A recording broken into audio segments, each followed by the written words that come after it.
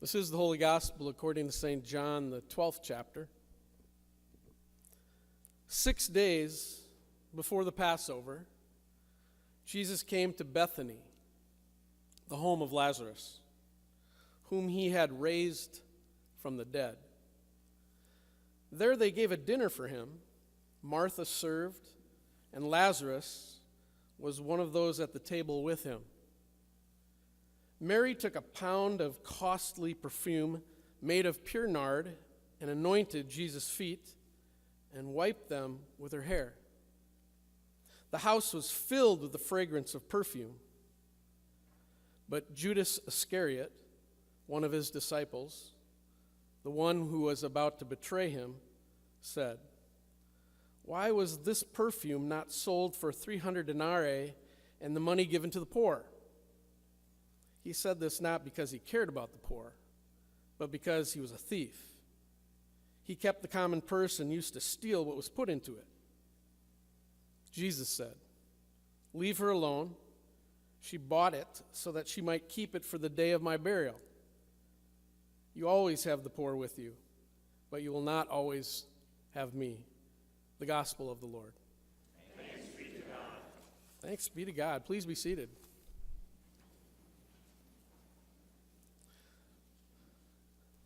So let me ask you this question. How can you tell, how can you know that someone loves you? How do you know, how can you tell that someone actually loves you? Do you feel it? Can you sense it? Can you see it by an action? How do you know if someone really loves you? When I come home after work and open the door, my dog, Luda, meets me at the door, and he jumps on me, and he spins around in circles, and he licks my face, and I think he loves me, right? You can tell. Other times when I come home and my wife Teresa's there, she does the same thing. No, but you know what I mean? Wouldn't it be something if we did that when we entered a room and our loved ones were there, they came up and would celebrate their love for us that much? Wouldn't that be something? But not everybody knows what love is, and that's what Jesus points to. I'll give you an example. I first met Andy at the South Dakota State Penitentiary. They had a program there called Man to Man, where someone from the outside would be matched with someone on the inside. And so I did that program for a while with Andy. He was 21 years old when I met him. He told me that he'd never had a birthday since he was 12 years old outside of the walls. He'd been in and out. And you could bring your loved one every 6 months or something. So Teresa came with me. It was real fun because he was telling all about his life, and he was lying the whole time to Teresa. And you gotta, and she's like, "Oh, let's bring him home. He's so nice." And no, he's a pretty hardened criminal. But Andy and I got to know each other for a while. And one of the things that I'll never forget that he said to me was, he goes, "You come and tell me these stories about you and your wife and your family and how you live." And he said, "It feels like I'm like looking at you behind bars." He said, "It's like you live a whole different life and I'm just observing it. I've never known a life like that." Jesus was visiting the home of some very good friends, probably his best friends, Mary and Martha and Lazarus. Lazarus, who he had raised from the dead, and they were having a meal. Jesus had to walk that day quite a ways to Bethany, so he was probably tired, dirty. In those days, you had sandals. You walked through the desert in the sand. And sitting next to him is Lazarus. Now, I got to try to imagine this. Lazarus was dead, right? He had been 4 days locked in a tomb, and the chapter before this, they described him as having a stench, okay? Now, I don't know if you've seen a body after they have died.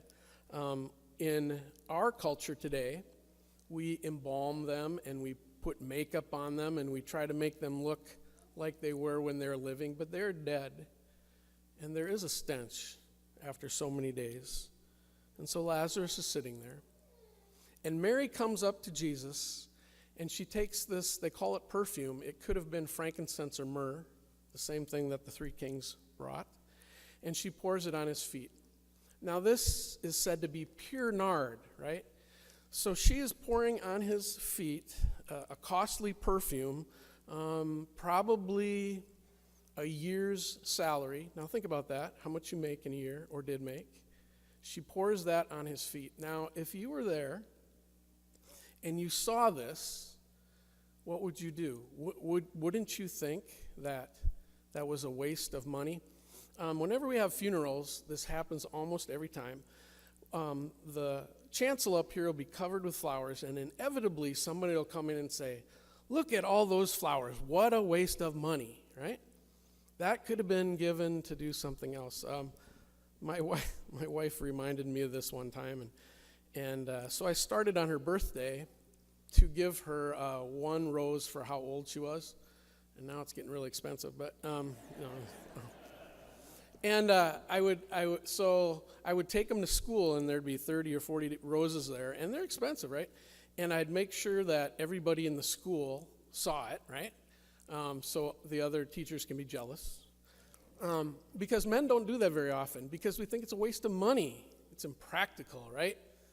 Really, you're going to spend $50 on your wife to tell her that you love her.